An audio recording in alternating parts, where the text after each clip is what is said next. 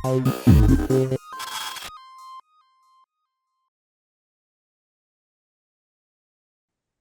up, everyone, and welcome back to another episode of the Optics Podcast. With me are Robbie and Jamo, and meron tayong special guest. You know, ating special guest, Jamo. Take it away. What's up? What's up? Ito, kasama natin ngayon ang skills coach ng UP Men's Basketball Team, none other than Mr. Patrick Tansyoco. Yo, what's up, Maraming, brother? maraming salamat sa inyo. Maraming salamat sa pag-invite sa akin. I'm truly honored.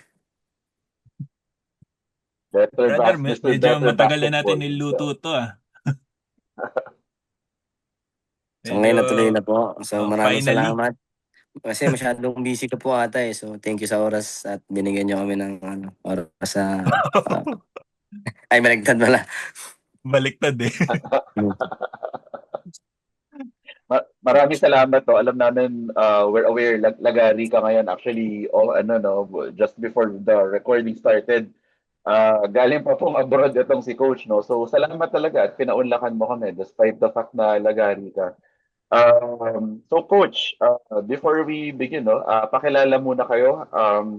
Coach Pat, si Coach Pat Tansyoco, kailan siya pumasok sa mundo ng skills training? Or ano bang proper way to call you, no, yung profession nyo? Are you a skills trainer or a skills coach? Paano ba tatawagin and paano kayo napasok sa mundong ito? So dun muna sa tawagin. So I think skills coach. Yun yung parang ang galing. Kasi parang naging discussion yan isang beses sa isang mentorship namin. Kasi basically, tas describe what does a skills coach do. So basically, we guide the players on the priority skills that they need and para makapag-perform sila for their team. So basically, ang ano nga, usually we're called skills coach. And yun nga, I started right after nung stint ko sa NEDA. I decided na gusto kong matuto. So doon lang muna ako nag-start. So YouTube University, may mga materials from the US na pwedeng bilhin. So doon ako nag-start tapos Oh, apply lang. So maraming US trainers nung time na yun around 10 years ago na nagbebenta na ng online trainings nila. So doon ako nag-start. 2016. Oh. Mga ganon, 2016, 2017, tama. Ano pa lang yun, ang mga tinetrain ko siguro dito lang sa village, tapos nakikijoin lang ako sa mga camps, mga 2 years siguro na ganon.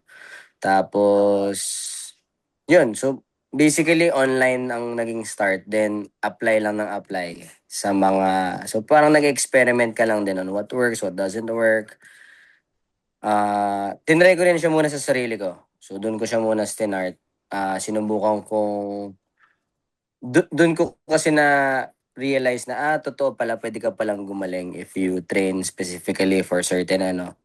So hindi pa rin ako mulat noon dati na pwede ka pala mag-develop talaga. Parang feeling mo hindi gifted yan ano yan eh. Pero nung tinry mo siyang gawin sa sarili mo, okay. Tapos tinry mo na siyang gawin sa iba. Tapos yun, doon na siya. Tapos doon na siya nag-start. Kailan mo na-realize, Coach, na kasi nasa NEDA ka, so by the way, government pala tayo lahat dito no, sa recording ngayon. Oo nga, true. Mga Oh. kawani pasok bukas. Pero anyway, no, balik tayo sa main topic. Kailan nyo na-realize, Coach, na from a passion project, gusto nyo nang seryosohin itong pagiging skills coach? Mm. Siguro nung ano na, around mga season 81. So before nun, parang mga individual na mga players, tapos may regular pa akong work eh, nag-consultancy pa ako sa FAO. Kasi syempre, may monthly bills ka na kailangan mong tustusan. So kailangan meron kang, sabay yun eh, may regular work while you're trying to build yung sa basketball side. So, dun sa basketball side, Nung na-build, mga 81 is, anong year ba? 81? Before pandemic. Before pandemic. Oo, So, mga before ilang years? pandemic yun eh. Mga 2-3 years in na. Tapos, ano na yun? Para naging, na-train ko na sila kansino noon ng high school, Gozum High School, Gonzales High Oh, School, Sahonia High School, Abarrientos High School. Pero puro high school pa sila nun. Dito lang yun sa court natin, no? Dito lang sa Na, Capital na, Estates. nakiki, Cemento court lang. Oo, So nakikita ko dito sa mga, yan. sa mga, ano eh, sa mga stories So, nila dati eh. so yun, wala pa yun. Kasi di ka pa naman kumikita enough para ma-sustain mo yung monthly mo. Oo. So, nung pumasok yung 81, right after 81 nun, yung management ng UP, nag-decide sila to provide skills training na outsource. So, hindi naman ako part ng staff nun. So, 81 naman nun sila Diego, Javi, yung off-season nun. Mm. Diego, Javi, Will, tsaka Juan. Pero nag-start yun kay Diego lang. So, si Diego muna yun. Tapos sumunod na yung tatlo. Tapos after na nakita ng mga nung management nga, then pati si June, tapos sila Haboneta. Tapos yun na. Nung nakapag kahit na paano, meron lang na re-receive ka na, kumbaga, hindi pa malaki pero maliit na pay. Hindi pa enough to compensate for the ano, so sabay pa rin yun. Pero doon mo na siya naisip na, possible pala to. So, yun yan, 81 and 82. Season 81 tapos season 82. Tapos nag-pandemic. Okay, balik tayo sa Oo nga. trabaho. Tigil muna tayo basketball uli. So, yan. Yun ang nangyari doon. Wala, puro pero ang quarantine eh. galing ng transition ni Coach, no? Development worker pala siya parang tayo. So, very relatable, no? So, Mm. talagang para sa bayan yung ginagawa ni Coach. Ah, Coach, anong undergrad nyo? Before nyo napasok tong ano? Ano yung, kumbaga, pinaka-main Profession. hustle nyo, profession before Yeah. entering skills coaching? Agricultural engineering sa Los Baños. So, ang first work ko is sa farm. Tapos, ang sumunod na yung dun sa Saneda. So, ang handle ko dun was infrastructure irrigation naman. Oh, Oh, okay.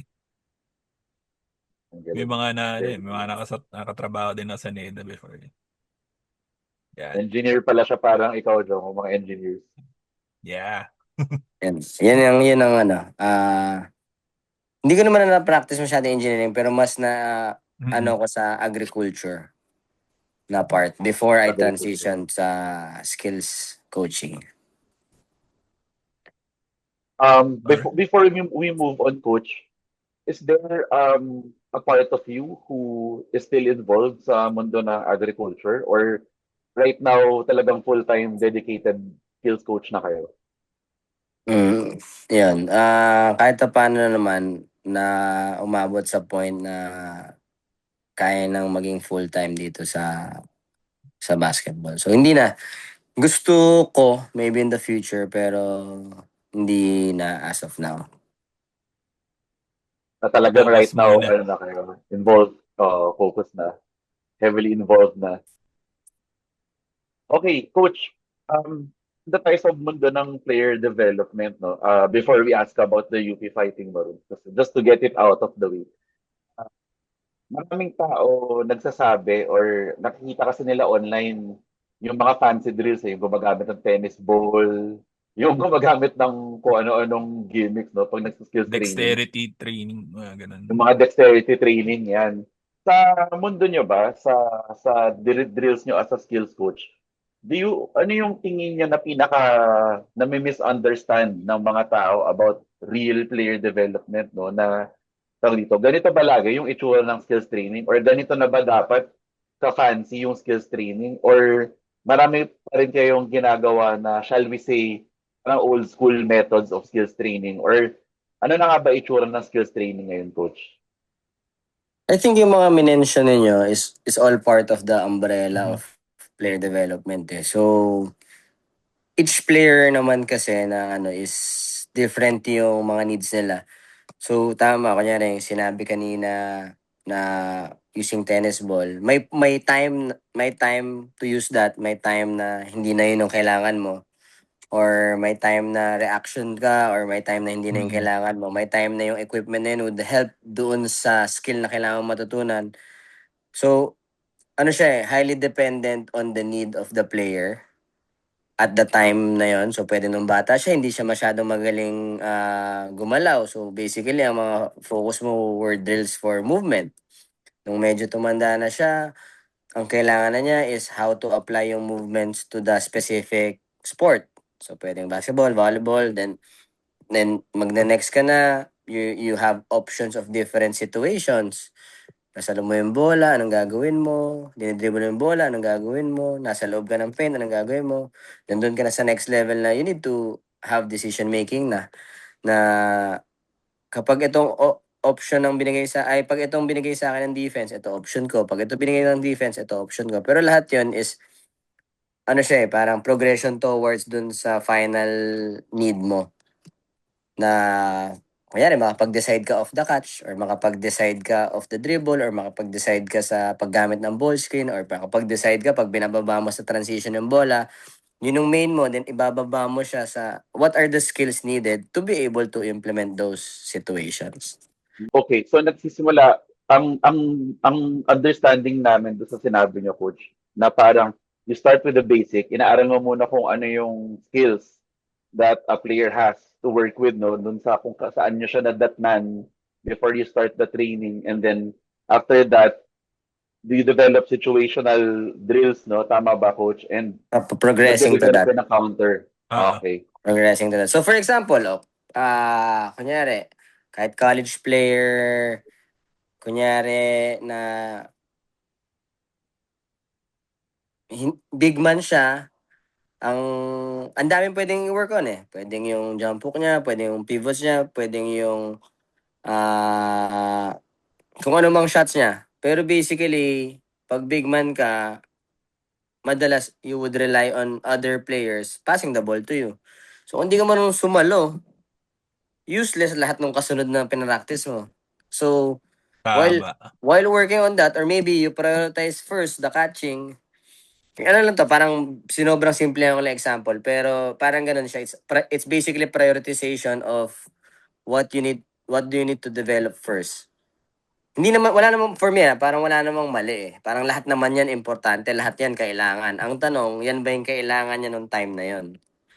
Okay. Practice tayo ng daming shots niya, hindi naman marunong sumolo. Eh, paano ka titira kung hindi mo naman masalo yung bola? Hindi ka makarebound ng bola. So, I think yun yung pinakatrabaho namin with coordination sa head coach is how to prioritize yung needs per player.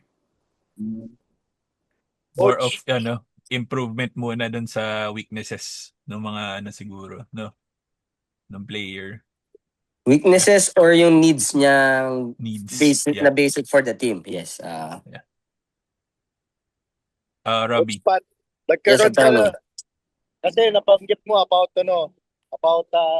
yung needs ng player. Nagkaroon ba ng challenges sa'yo at the time na meron ka pang na-encounter na player na ang hirap i-develop kasi sobrang unique ng skill set niya.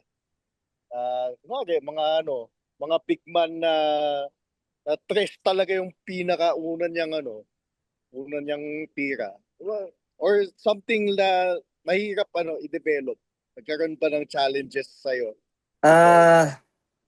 Ang lagi namang challenge in player development is, una kasi, syempre, kailangan yung buy-in nila eh. Pag may buy-in yung player on what needs to be done, madali na lagi yan.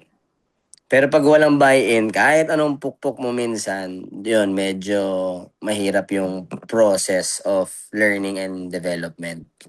So, I think, para to answer, yun nga, ang una lagi is, how can you align the goals of the team dun sa goals ng player para kasi 'di ba you need their buy-in also eh. So kailangan mapag-align natin 'yun eh. Yeah, So tama.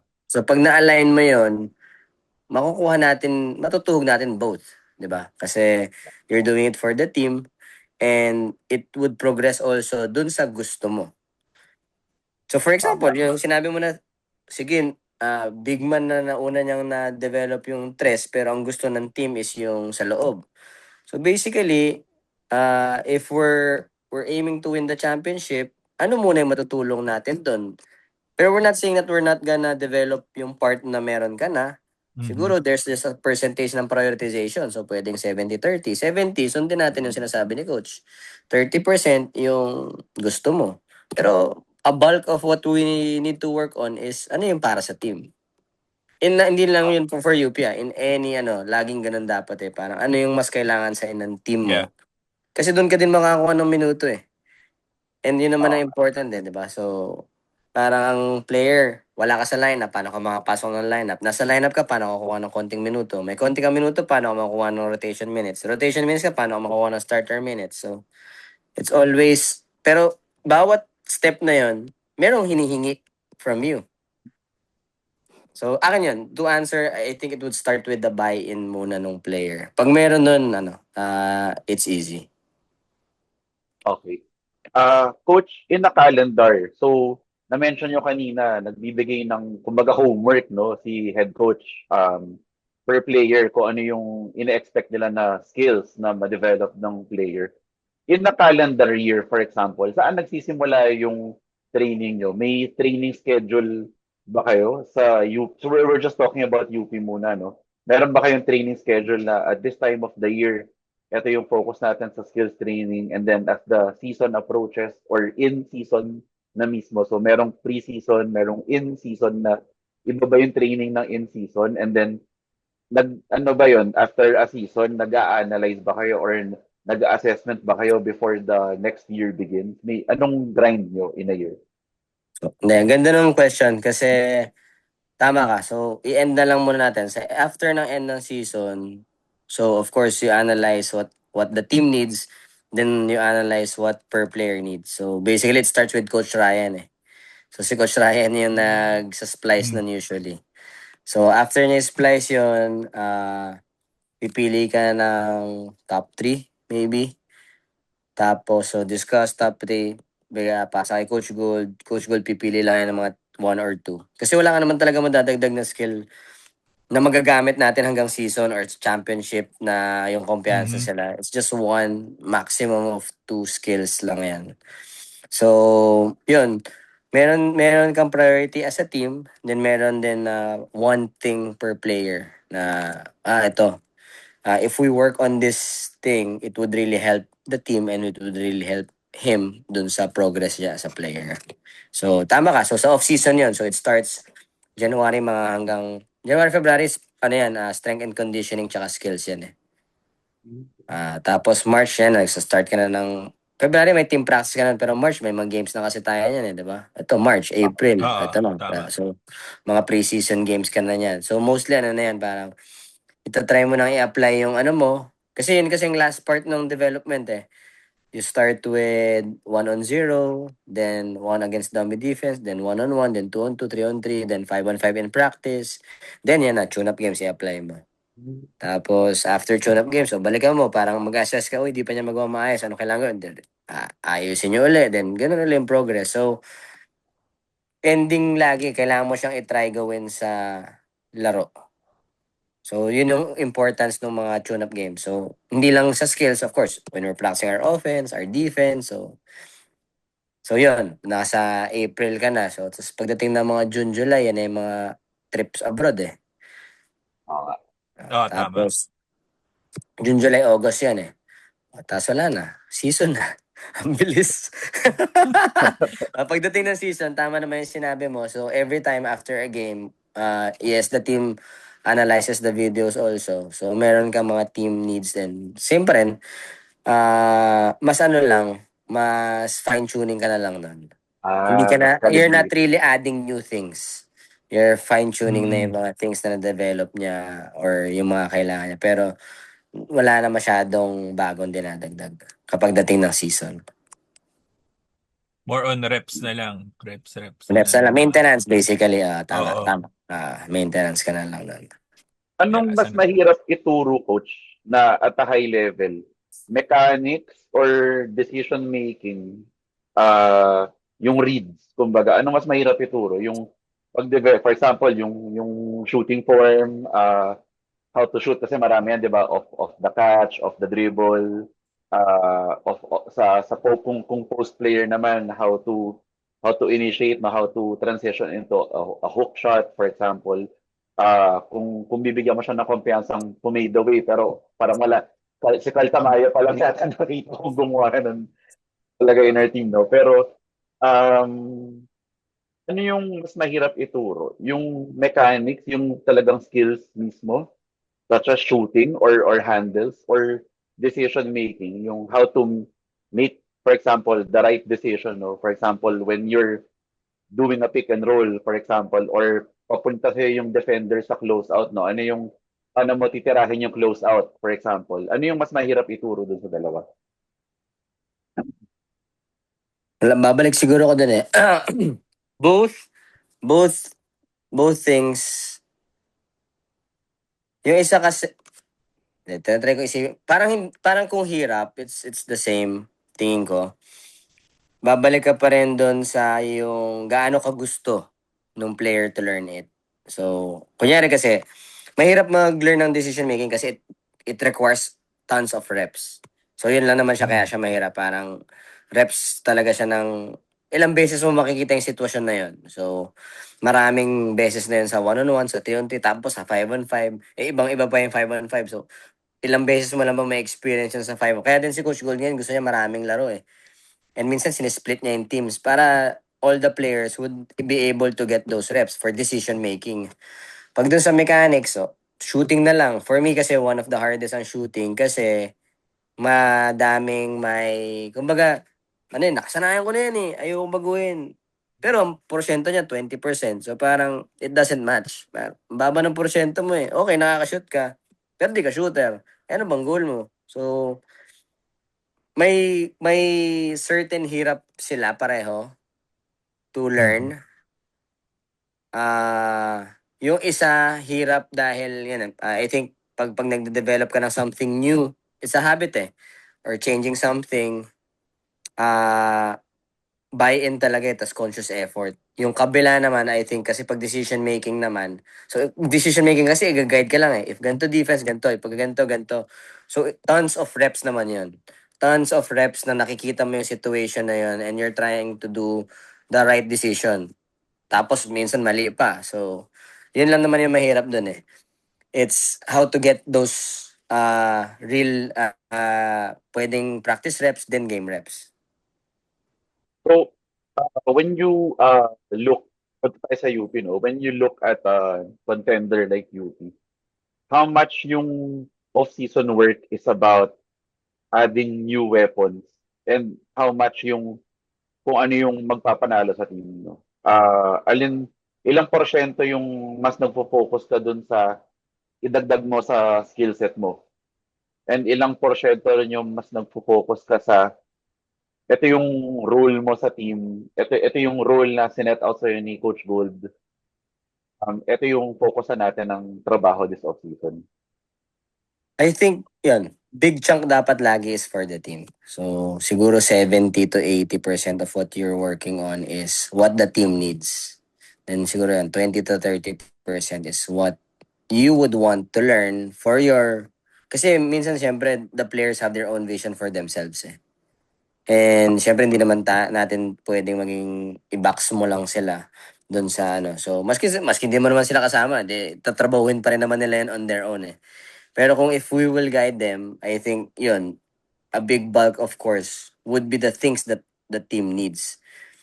If, di ba, kasi yun nga eh, you went to a championship contending team, then the goal is to win the championship. And to win the championship, we need to do what is needed for the team to win. So, ako yun, it's 70-30 if may estimate na ano. Which all boils down to yung sa pag-buy-in din ng player, no? Yun, trabaho Diba? din. Yan. Tama. Kasi kumbaga, yun din, same thing. you set up rules or yung system na tinatawag, diba? Systems are basically rules eh. To guide the players to play together na 5 kayo sa offense, 5 kayo sa defense, guided lang yung galaw nyo. So, yun naman ang basic na ng system eh, diba? Definition ng system. Yeah. Punta tayo sa specific need, no? Siguro specific question lang about player development sa UP. Doon sa guards and wings ng UP right now, ano yung pinaka-hinahanap na skill set ng coaching system natin doon sa players that we have? Ano yung what will make a guard and wing stand out or earn a lot of playing time sa system ni Coach Gold? Ano yung skills na Sa system ni hinahanap usually? Coach Gold, alam niyo Oo, na yun. Defense. Kumbaga, if defense talaga. ang tanong is to earn minutes, Oo. defense talaga.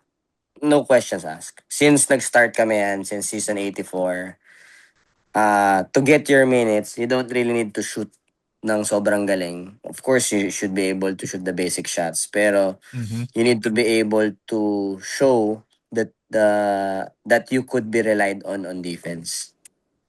So, sa team ni Coach Gold, yun talaga ang number one. Kung sa offense naman, ang number one niya is shooting. So, it's one thing na, yun, lalo this year, parang yun talaga ang in-emphasize niya. Parang he gave a whole month on that. So, kung hindi namin ayos yun, yari tayo doon, Brad.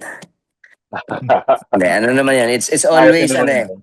It's always, ano naman yan eh. Once they learn, of course, yung sinasabi kanina is yung repetitions that you would need to master it eh. So,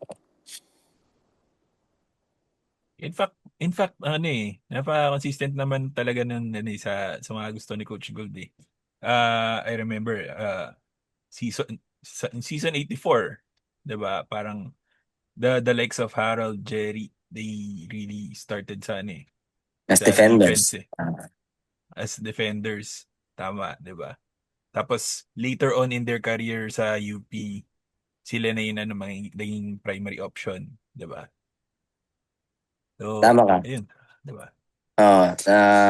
Yun, maski naman yung development nga ni Harold, kahit specifically si Harold, ang nung rookie season yan, Yeah. walang trabaho yan kundi to defend the best guard doon sa kabilang side eh. And kita rin natin siya ngayon sa ano, with the likes of ano, Jacob Bela, 'di ba? Nung ano, ng season 87, defense talaga yung ano niya eh. Naging Then you trabaho get the niya, minutes. 'di ba? And he got the minutes the following season, 'di ba?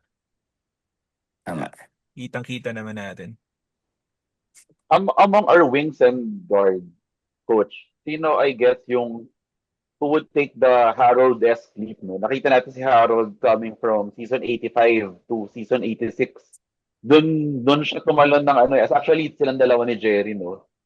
Harold and Jerry specifically, and noticeably, yung tumalon yung role and yung performance nila from season 85 to season 86 from starting off as a perimeter defender and then scorer. Nakita natin yung mid-range mastery ni Jerry. Nakita natin Mhm. si Harold eventually developing his handles. Yung shot creation ni Harold talaga Yeah. nag-improve, no, to the point na nakaka-score siya ng 30 points in a game.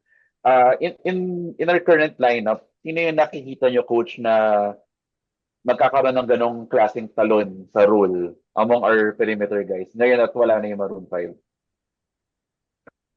Sa guards siya sa wings, marami kang option actually. Yun yung kagandahan sa lineup natin ngayon. Ang dami mong option. So, sa guards na lang, sa two guard, sabi mo, andun si Payosing, andun si Maga, andun si Ogana.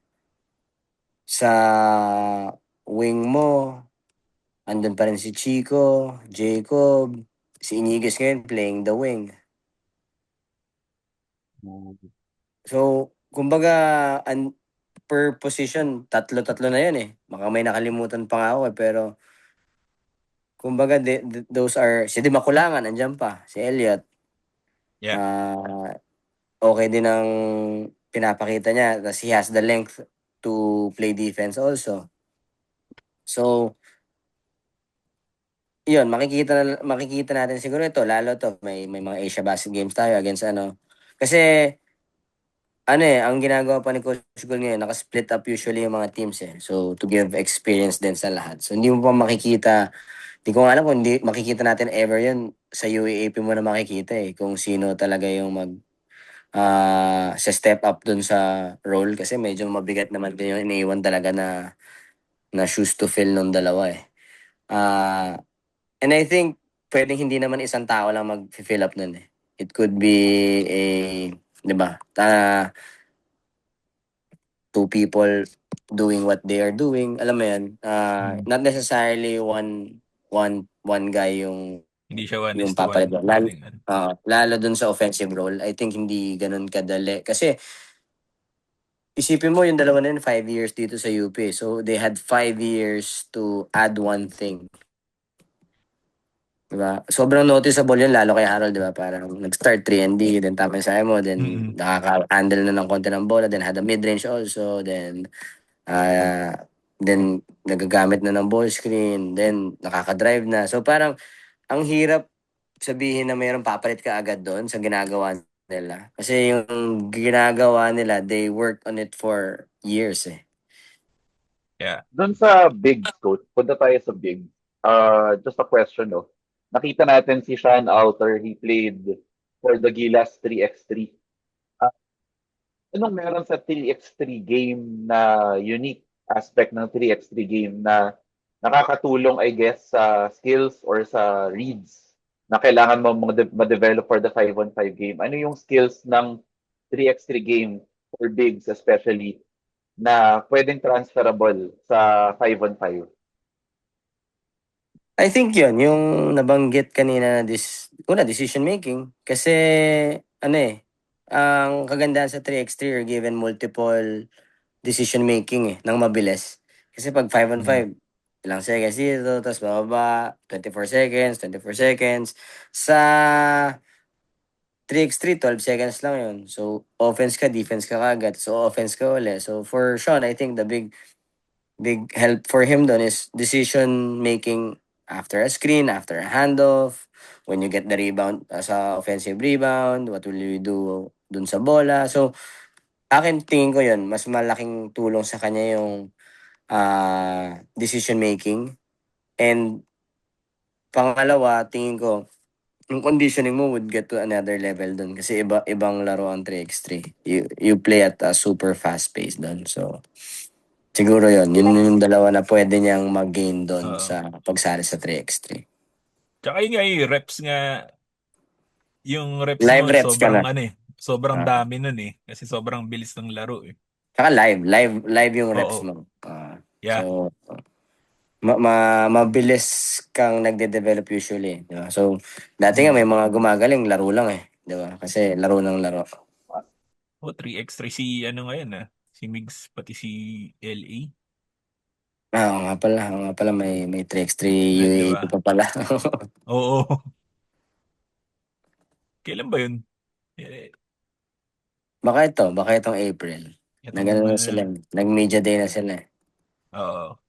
Yun. Eto coach, and you can answer this, no? Sabihin niyo lang kung masyadong kung confidential info tong next question, no? Yung sagot sa next question. Pero we've noticed in the preseason game so far, no, yung mga tournaments na sinalihan ng UP, that different players have been handling the ball. Although we have si Remogat, who is really our point guard, no, at this point, and then si Poyos, who also plays point guard.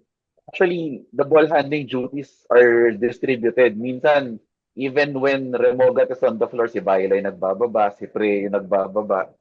Is this something na you work on in training? Talagang meron bang mandate from coach na ibahin natin or i-distribute natin yung ball handling duty kasi marami tayong pwede magdala ng bola. Kasi so far, ang notice namin na nagdadala ng bola, even with the other point guards around, si Payosing, minsan nagbababa ng bola yan. Si Pre, si Baila, sometimes si Di Makulangan. So yan, yung apat na yan, I think specifically, ang dami nilang ball handling duties even when Remogat is around. Is this something na consciously nyong dinedevelop sa staff for season 89? I think dun makikita yung na si Coach Golden, kumbaga gusto niyang ma-develop din kumbaga syempre that may certain level of capabilities ka to do it. Not yet perfect or hindi pa siya dun sa level ng point guards natin. Pero dun mo makikita na Coach Gold will allow you to do that for you to learn that. Kasi that's part of the learning process, di ba? So kung hindi ka papayagang gawin yun, then we won't even know also if you're capable of doing it. So I think part of it is looking who can really do it. Pero a big part of it is really just allowing them to learn it and even make mistakes. So, lagi sinasabi ni coach yun pag sa games, di ba? Ganun talaga kasi hindi ka pa sanay gawin yun. Binibigyan ka ng chance to do that and learn that. Eh di, sure talaga yun. Magkakaroon ka ng mistakes. Pero yun nga ang kagandahan. I think may minsan sinasabi ni Coach Gun sa kanila na, di ba, allowed kayo to make those mistakes. Ganyan, ngayon yun na siya gawin So, tama na lang natin along the way. Punta tayo sa foreign travels ng team, no? So every year, especially since after the pandemic, talagang may foreign trips na tayo. Usually, suki natin dyan, Korea, Serbia. So when you travel to these countries and you get exposed to different kinds of basketball, ano yung, I guess, takeaway nyo? I mean, kayo personally as a skills coach, no? Ano yung mga skills na natututunan nyo or nakikita nyo from other countries na magandang i-develop na habit? Not just for UP players actually, na actually something na you also wish na sana mas ma-adapt sa Philippine basketball in general. I think it's just learning different systems and different types of basketball. Yan pag andun ka sa Korea, you makikita mo sila na they do a lot of off-ball movements. Pag nasa Japan ka naman, parang combination, parang ang gagaling sa bola, ang galing din pag walang bola. Pero yun nga, it's more of makikita mo lang yung mga different priority per country or per culture kung anong type of play yung priority nila. Pero yun, kasi as a skills coach, I think that's ang important naman din for me is yun pa rin, parang how to prioritize, how to choose what should be done based on the goals of the team or based on the goals of the player. So, for example, kunyari na lang. Kunyari ako kasi I went to the US no isang beses. Tapos parang meron kaming pro day. Pro day meaning yung ihaharap ka sa mga GM. So nag-assist kami dun sa mentor namin. Tapos parang 6'8" na shooter.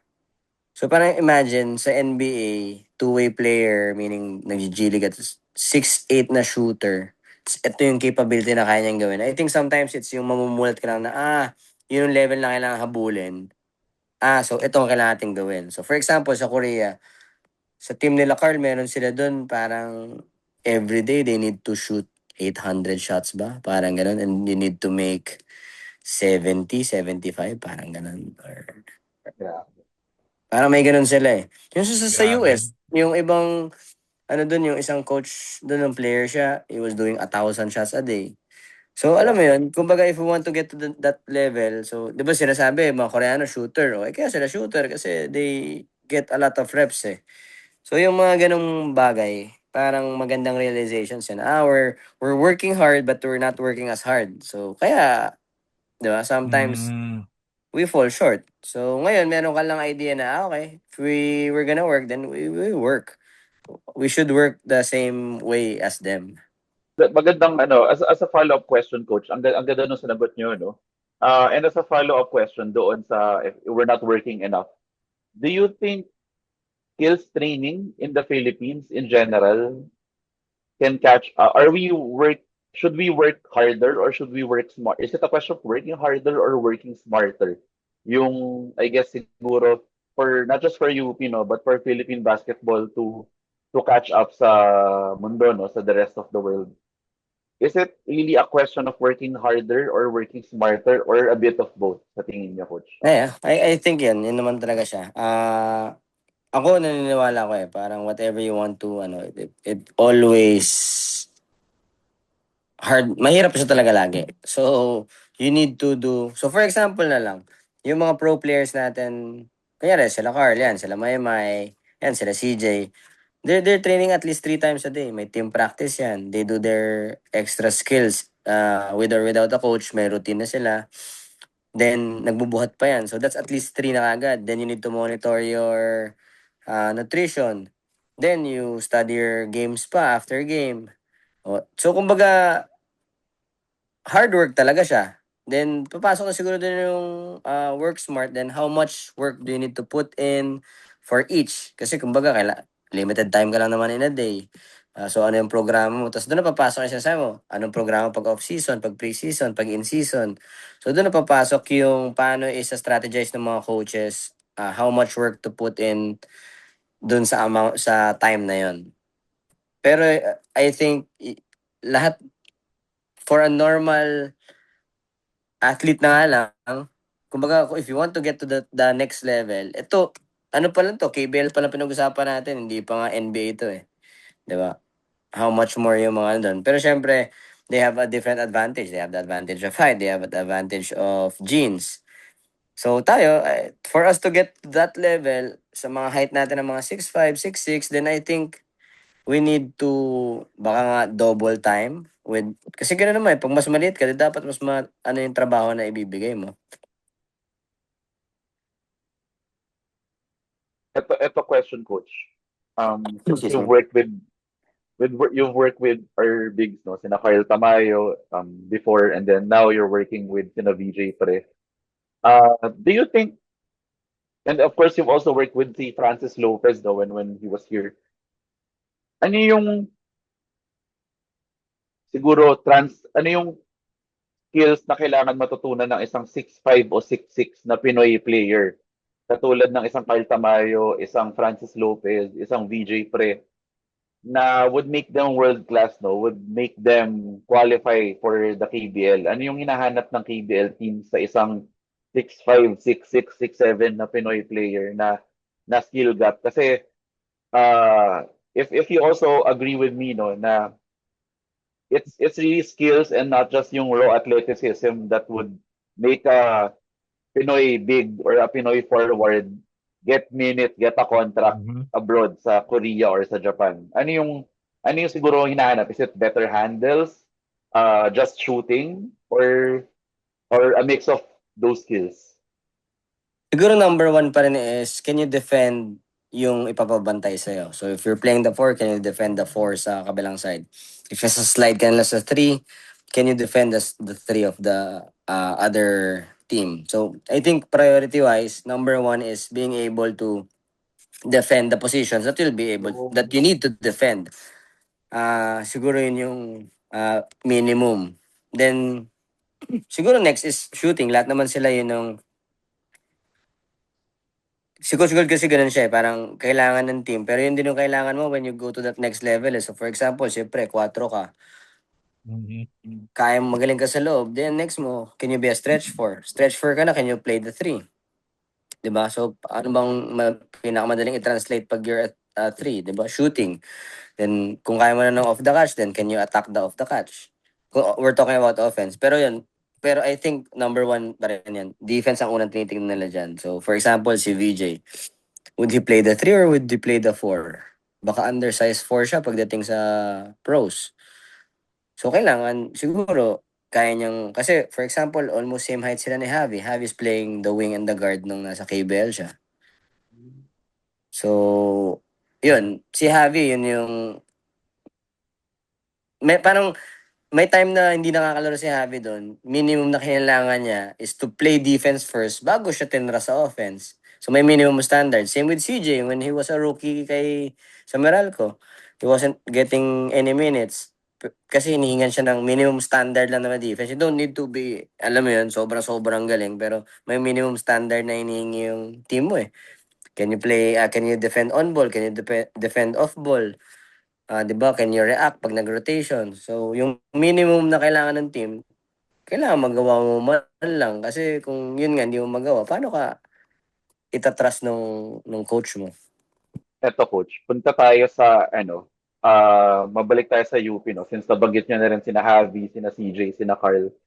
Sa mga players na na-handle nyo na sa UP in the past, yung mga dating players na na-handle nyo, sino yung, I guess, pinaka-memorable na pupils nyo? Sino yung mga pinaka-tumatak sa inyo, nag-make ng big impression sa inyo as a coach nung hinahawakan nyo sila as a player? And possibly, baka hanggang ngayon, tinitrain niyo pa sila. Pero nung time nila sa UP, sino yung pinaka-tumatak sa inyo na Next, player? next, next. Ang hirap sagutin. Sige. Ang hirap Delete. sagutin. I'm sure Sige, proud sige. si Coach Delete. Pat sa ano, Delete mga yun. na-train niya. Delete Diba? yun. Delete. Diba, nakaka-proud pag ano, pag nakita mo Totoo. nagsasucceed na ang mga bata later I in think, life. yeah, I think yun. Lagi din nire-remind ni Coach Gold sa amin yun na as coaches, ang trabaho natin is to help them succeed in life. Tama ka. It's not just their basketball. Pero syempre, since a big chunk of their life is basketball, then siguro, yun nga, masaya na you're able to help them reach their dreams. So, hindi man ako makapag-pinpoint ng isa, pero I think tama yung sabi na you're happy for everyone that you're able to help reach their dreams or still trying to reach that next level of their dream, di ba? Whether you succeed on college lang ba, go to the pros, go to the better leagues, play in the PBA, play in the KBL, play in the KBL, play in the B League, play in the B League, play in Australia, play in Europe, Mhm. play in the NBA. So, parang siguro tama. Ang memorable is when you see them reach yung mga in-aim nila na maabot. Sa Philippine basketball coach, what do you think should the young Filipino player, no? Isa akong batang Filipinong basketballista, nangangarap ako na mag-pro in the future. Ano yung mga skills na una kong kailangan i-develop? And ano yung roadmap, no, para maging viable ako as a basketball player? No world class, no? Hindi yung, kumbaga, someone na viable hindi lang sa Pilipinas pero abroad. Yung merong skills na, merong good habits na hinahanap ng isang koponan abroad or kahit koponan sa Pilipinas pero nakakapag-compete abroad. I think kapag bata ka, number one, kailangan mo na belief eh. Or magsa-start ka lagi, gusto mo ba talaga siya? Kasi the gap from where you are to where you want to go, andun yung mahirap na part eh, di ba? Lahat ng trabaho, the early mornings, the Tama. late nights, the 3 in a day training, 4 in a day training. So, andun yung sabihin, oh, pangarap ko yan, gusto ko maabot yan. Yung belief, I think it happens when you see the small wins. So, muna, gusto mo ba? Pangalawa, are you willing to put in the work to get there for years? So, ano siya eh, ibang level of commitment siya eh. Not necessarily for basketball lang, pero yun nga, kung basketball pag-usapan natin, nung sabi mo 10 years old ka, gusto mo mag-varsity or gusto mo mag-PBA, so ano ba yung road papunta doon? Siyempre mag-varsity ka muna ng grade school, then high school, then siguro UAAP, then college ka na ano. So, kung willing ka to grind it out ng ganun, 'di ba, na ilalaban mo lagi yung sarili mo. Yun kasi hindi na-realize eh. Baka akala ng mga tao, kasi yun yung hindi nakikita nila eh. Yung work na nilalagay ng bawat player na nakita natin nag-succeed. Nakita lang natin sila, ang galing nila sa court eh. Pero hindi natin nakita they were doing 3 trainings a day. Hindi natin nakikita na kailangan lang gumising ng 6 a.m. kasi may klase pa sila. So, yung grind na sinasabi nga, to get to the dream, kailangan yan. If willing, kasi dalawa lang tingin ko yan eh. May pangarap ka, willing kang ibigay lahat para mangyari yung pangarap mo, di wala imposible.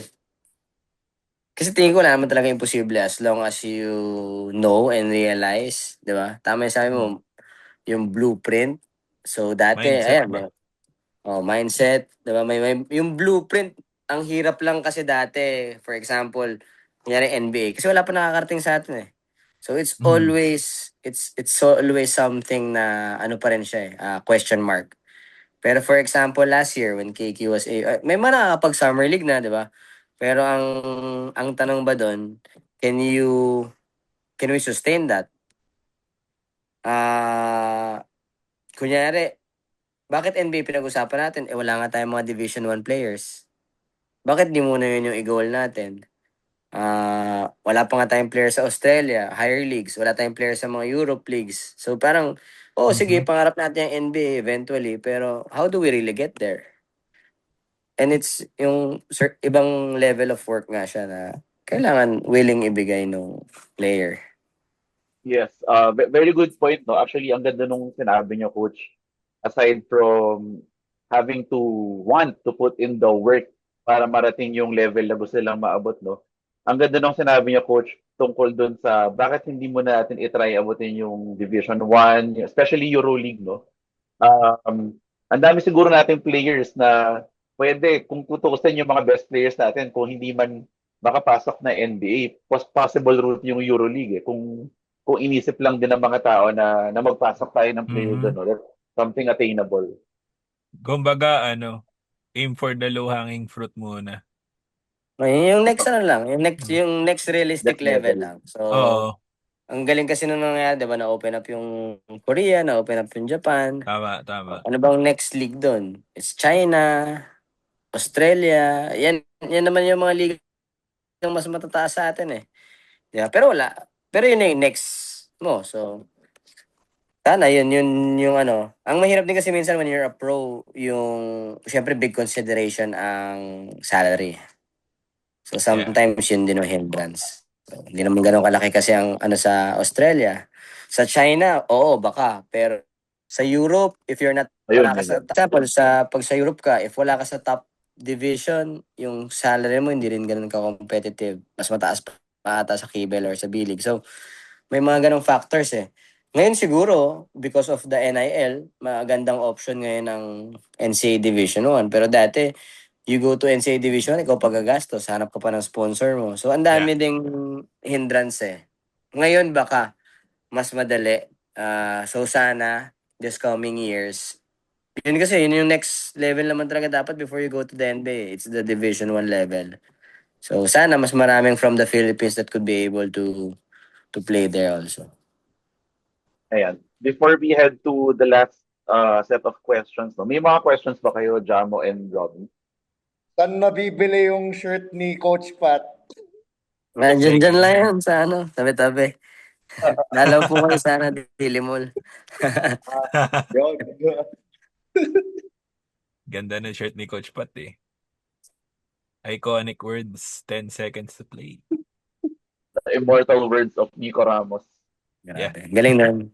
Sobrang galing nung ano niya doon. Kasi mo, on the fly yun ah.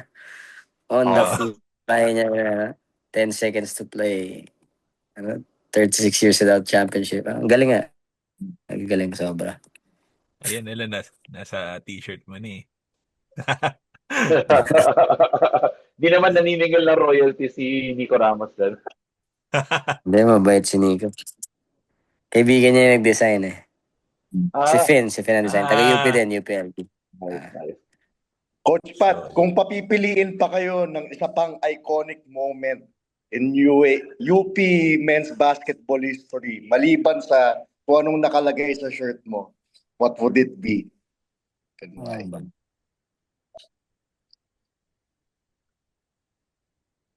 Siguro yung siguro yung kung ano man ang meron nung entering finals natin nung 81. No? Oh, yeah. Yung medyo, kasi ano din yun eh, sobrang tagal din nun bago tayo naka-finals uli or maski nga That was naka-semis uli. special. Tapos, Oo. twice to beat ang Adamson nun. Na-down tayo nun nung fourth quarter, nag-overtime pa ata yun. Basta, kumbaga Ayun. yung game Oo, din may nun against overtime yun. Adamson was, ano din yun. Nung nag-overtime, akala ko, ako, mahirap na to. That was the, that was the atin to season, right? Akala ko, hindi na natin. Hindi, pangalawang atin to na ata yun. Parang, Okay. Atin parang 82. si Paul din ata ang Atin nag-shoot 82. nung pang-overtime ata. Si Paul yung nag-shoot nung pang-overtime nung Adamson. Ah. Parang balls, top of the key balls ko yung JD tong kaba ata yun. Nasa corner ata si Paul. Pagkagamit ni JD, umangat si Paul. Ata yung situation na yun. Tapos na-shoot ni Paul yung 3 points for the tie. Tapos overtime. Pero season nga yun nung nung Eight. ating to. Hindi, 81. 81 to. 81 nga yun. Kasi Paul Okay, yun. okay. Right. 81 yun. 81 din yung yung pasa ni Juan to to Bright. Tama ba? Panglamang. Yung para manalo from Yung lob pass to Bright Acueti sa ilalim for the win. Grabe yun. Oh. 81 nga din yan. 81 nga something din. 81 yun. something else para mabasa mo yung ganong klaseng Actually, situation. buong season 81 is yan parang nag-start tayo ng 3 and 5. Yeah. Parang ganun yung season na yun eh. Kakaiba din yung season na yun. Parang 3 and 5 na maganda yun, maganda. Sobrang ganda ng for me yung buong journey ng 81. Kakaiba din yan. Yung Cinderella. So, ayan, it may not Cinderella have story. produced a championship, pero totoo, Cinderella story yan. UP talaga yung storyline ng season na yan despite not winning the championship because of the Cinderella story nga. We weren't supposed to be there. Para mas pinag-uusapan pa UP nun eh. Kesa yung nag-champion. Tama.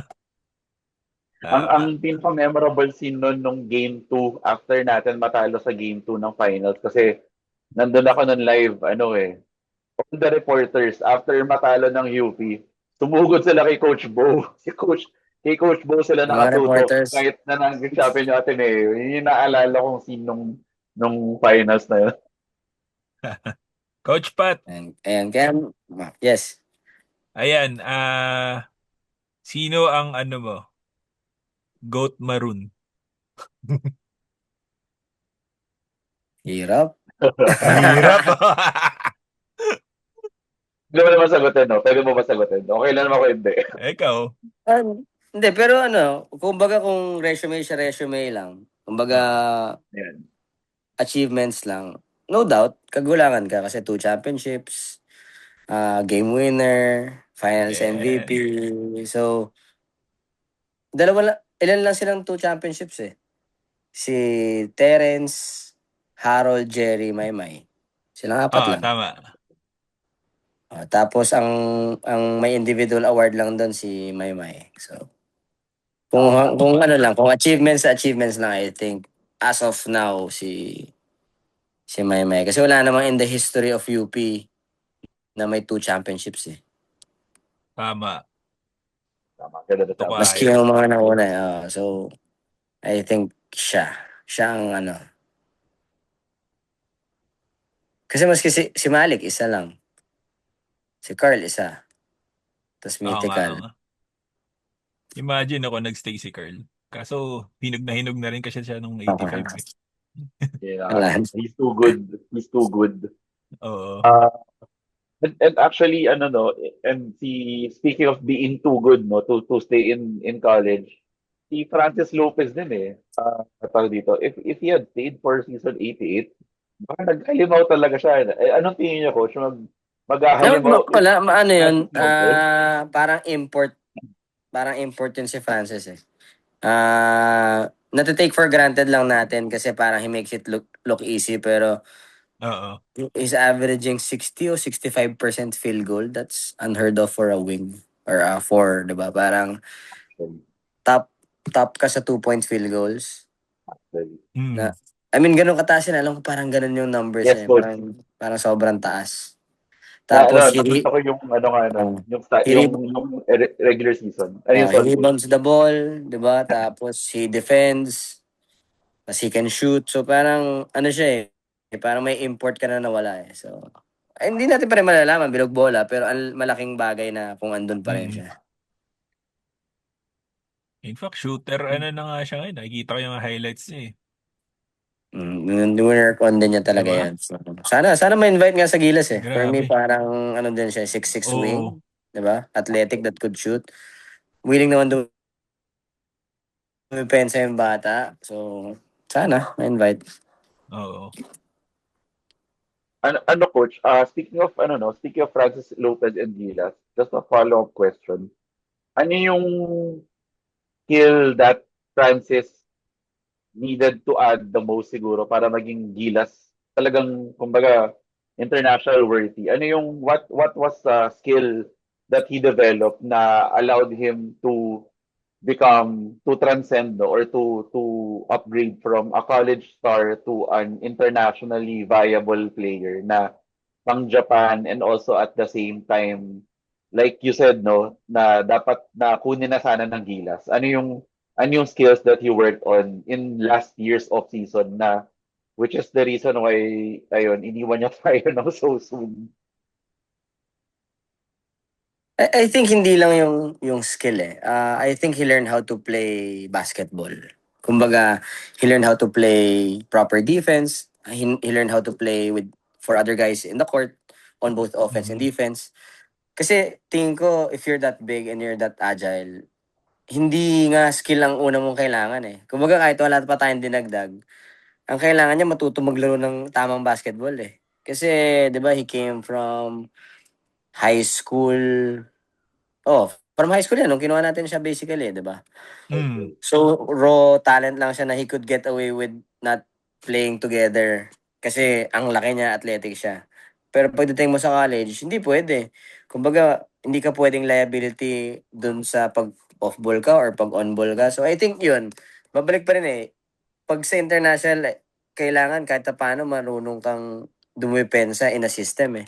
You know how to do uh, to follow rules actually on defense. Then siguro secondary is, of course, nung dumating naman sa atin yan, it was a high flyer.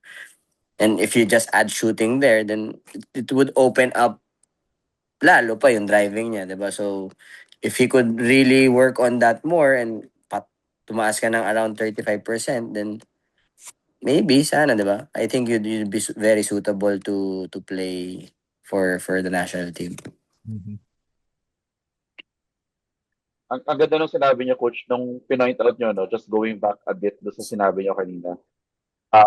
Yes, we saw the season 87 elimination round stats nga. And a lot of people don't know, especially yung mga detractors, si Francis Lopez, no, na nagsasabing kulang siya sa shooting or whatever. Francis Lopez led the Yeah. league with an absurd 2-point percentage nung elimination round na season 87. So, a bit of trivia lang yun. I think um, that just has to be said out there, no? I think yung narrative surrounding Francis Lopez kasi, especially before siya mag-abroad, no, nung nasa UP pa lang siya, there were a lot of narratives surrounding him na parang athlete lang siya, but kulang na kulang pa as a basketball player. They have to realize na nung season 87, he was the biggest rim threat in the entire UAAP, even with all of the FSAs and Kevin Kiambao out there. Siya yung leader in 2-point field goal percentage. Na totoo. Kasi, kumbaga, huwag mo lang pag-usapan yung shooting. To score that high, skill yun eh, di ba? To be able to finish near the basket, that's skill. Hindi, maraming player dyan mataas tumalon, pero can't finish the ball. Hindi nila kayang i-shoot yun. Pero Francis has that skill. He can use it with his left, use it with his right. He can shoot off a bump. Alam mo yun, kumbaga, it's something that he developed also to add to his game. Kasi kung naalala nyo, nung unang dating sa atin yan, parang isang dribble, tapos babangga, tapos iitsa na niya yung bola eh. Parang may ganun siyang ano eh. Tapos parang just, babalik tayo dun sa babalik tayo dun sa una nating pinag-usapan nga. Kunyari for him, anong importante niyang work on? E di kailangan yung second dribble mo after that. So nung na-learn niya yung second dribble, ang dami na-unlock. He's near in the basket na, mas kaya na niya i-finish. So, mukhang simple lang eh, di ba? Kumbaga, dati one dribble ka, pick up ka na. O ngayon, pag nag-second dribble ka, nasa loob ka na ng paint. Pero for you to be able to do that, dapat kaya mo mag-absorb ng contact. Di ba? Kaya mo mag-initiate ng contact. Kaya mo to keep your balance after a bump. Kasi nga, para pagpapasok ka ng paint, kailangan mong banggain yung initial defender mo. Pero yan, once he was able to do that, he was able to unlock a lot of things dun sa game niya. Eto, coach. So we're joining the national, yung NSAC, no? Oh, by the way. Sorry. Sa weekend. Oo, sa weekend. Putik. So, ayan. Actually, we're still in the off season. Going back to the off season, we actually have upcoming games though. And segue na rin, Upix Podcast is covering the NSAC, no, the Asia Basket NSAC tournament, yung home and away tournament, collegiate tournament ng Asia Basket featuring 16 teams, not just from the UAAP but also from the NCAA and other leagues, Mhm. no, including the UCAL, kasali dito yung St. Clair College of Caloocan. We have an upcoming game this April 19 against the Ateneo Blue Eagles sa Blue Eagle Gym. So, nood tayo ng lahat, guys. We hope to see you guys there. Now, Coach, itong mga tournaments na to, such as Asia Basket, we also join perennially, no, yung mga leagues such as Pinoy Liga Collegiate Cup at saka yung Phil Oil na preseason cup na where we won the perpetual trophy last year, no, yung first ever three straight Phil Oil Championships. Ano yung tingin mong way by which fans can reasonably evaluate itong off-season tournaments? Ano yung pwede mong sabihin na nakita ko to no off-season, confident ako about the coming season? And ano yung mga dapat careful kami as fans na hindi kami mag-overreact sa nakikita namin sa off-season? I think yung the wins. Mhm. Ibang-iba kasi talaga pagdating ng UAAP eh. And alam na natin gaano kahirap to win that championship. Let alone get to the finals. So, sometimes yung wins, even sa teammates, always reminded na, di ba? Hindi ka pwede ma-blind ng wins eh. Kunyari kami as a team, we always focus kasi on kumbaga ano pa yung pwedeng i-improve ng team eh. Tapos yun nga, the UP community sometimes, di ba, since kanya lagi na nanalo. Of course, magandang indicator yon that we're doing well or siguro we're progressing well dun sa gusto nating mangyari. Pero mahirap din eh kasi sometimes even the opponents, they don't field out their best player sometimes or siguro 10 minutes lang, 15 minutes lang. So, hindi rin mo siya masusukat. Pero yun nga, on our side, hindi naman ang habol natin is to look dun sa players natin or sa team natin. If we're able to do what we need to implement on offense or on Mhm. defense, mas yun naman eh. So it's us looking at ourselves and evaluating ourselves. Pero yun, pagdating kasi ng mga ganyang liga, hindi ako mas maganda siguro yung indicator yung mga mas malalapit pa nga na palapit na sa season kasi pre-season na yung pag sa Oo. mga August, 'di ba? Kasi yun medyo buo na yung team nun eh. Medyo nakikita mo na talaga, medyo may forma na yung team yun. Ito, ang dami mo pang tinatry, ini-experiment na tulad ng sa amin, di ba, na-notice mo, ang daming pinapababa ng bola. So, may mga plays ka rin na tinitignan. Would it work? Would Mhm. it not work? Di ba? So, pinapractice mo rin yung different types of defense mo. So yun, I think mas yun lang siya. Siguro ang babantayan doon is how we play well as a team.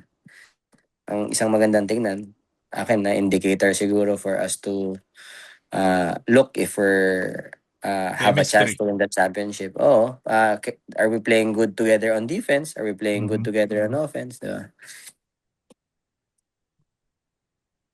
Maaga pa eh. Aga, Maaga pa. aga April pa. na. Maaga pa. Aga pa. Tsaka iba talaga pag UAAP na. So, Oo. I mean, magtatago pa ng baraha ibang teams eh.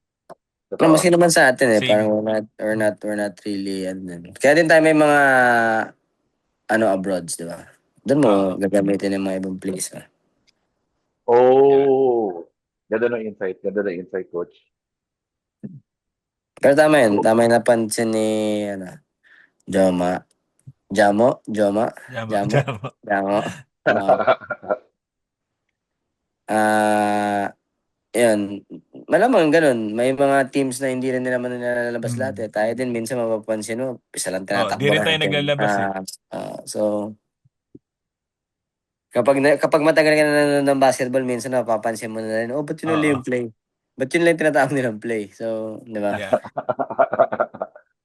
Ayaw lang maglabas ng ibang play.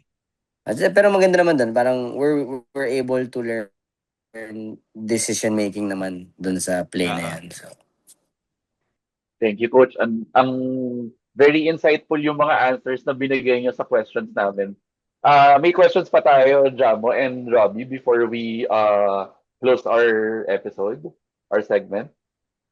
kanino kami dapat ma-excite na ano? Sa kanino mga nga sa ba? mga sa mga tinuturuan mo ngayon. Kanino kami dapat ma-excite?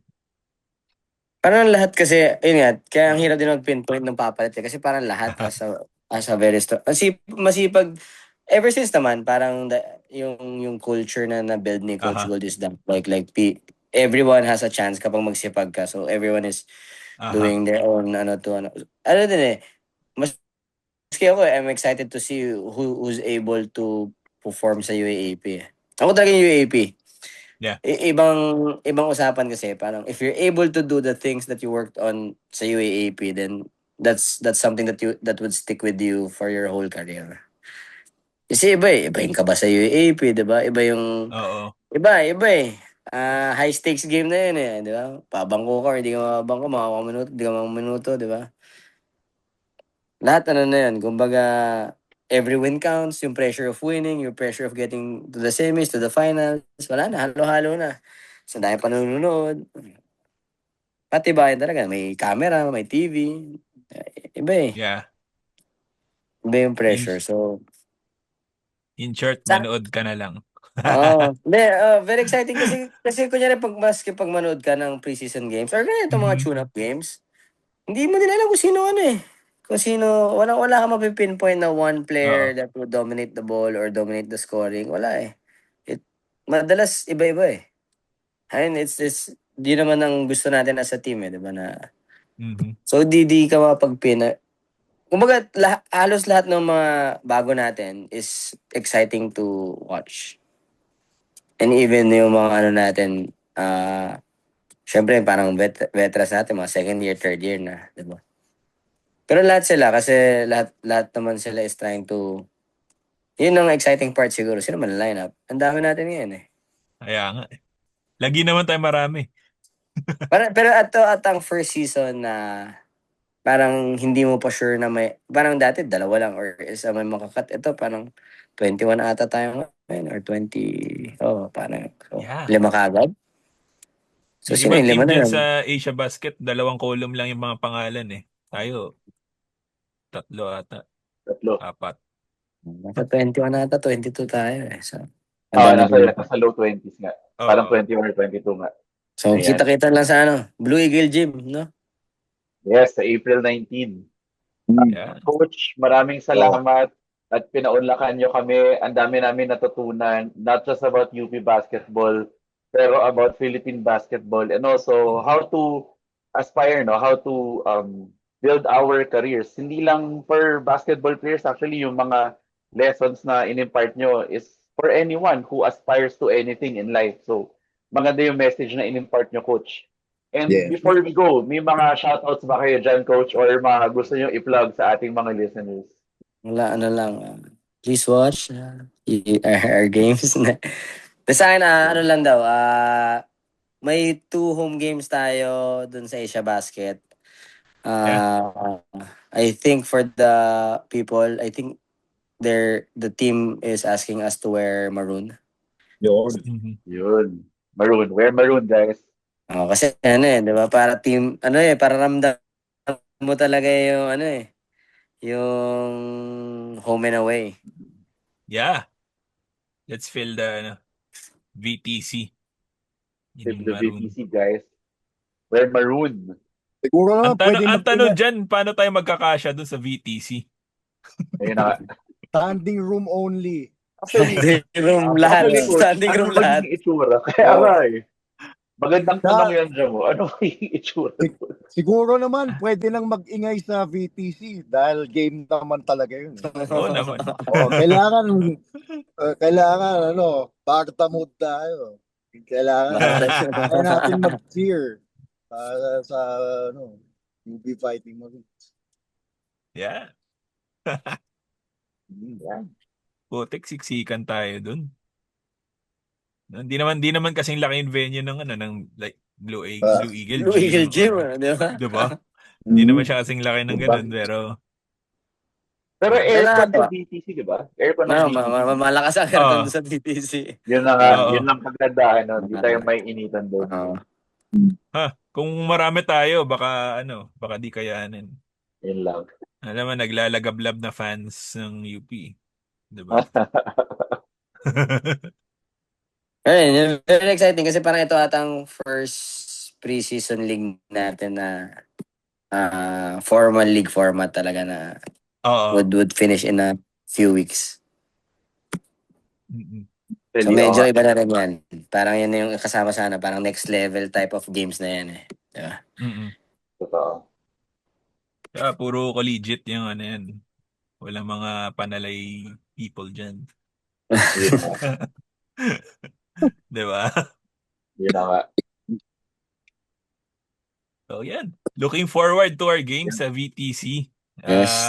Di ako makakapunta sadly sa games natin sa Blue Eagle Gym at I'm out of town. So, yeah. Yung Asia Salamat. Basket, subaybayan natin. Yes, yes. Siyempre, hindi mo na kailangan sabihin sa UP community yun, pero Oo. Pero lagi sabihin namang pa rin andyan natin. pero sasabihin pa rin natin. Yes. Bili na daw kayo ng tickets nyo. May sa Ticketnet ba? Oh, Yeah, sa Ticketnet. Ticketnet. Ticketnet, guys. Let's support the UP Fighting Maroons sa Asia Basket and sa April 19 sa Blue Eagle Gym against Ateneo. And then we have 2 games the following weekend sa UP Varsity Training Center against Lyceum and College of St. Benilde. So, yun. And don't go away.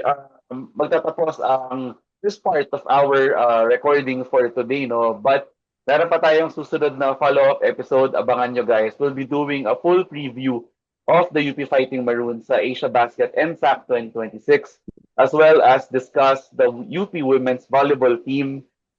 May chance pa ba tayo for the Final Four sa Women's Volleyball? Pag-uusapan natin yan in the next episode. And we also have another medalist with us. Another coach na kaka-medal lang today. Si Coach Robbie. Na hindi yata naka-flex yung medal ngayon pero piniflex niya kanina. Our UP Judo team. No?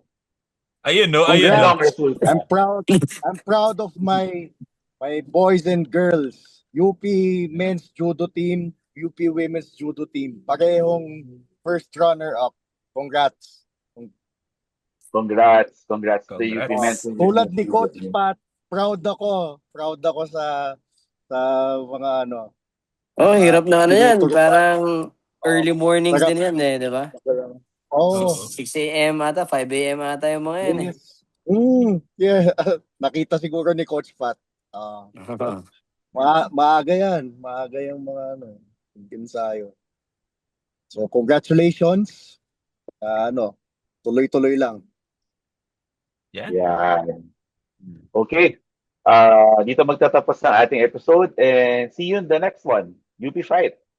Yeah, UP UP Fight. Fight.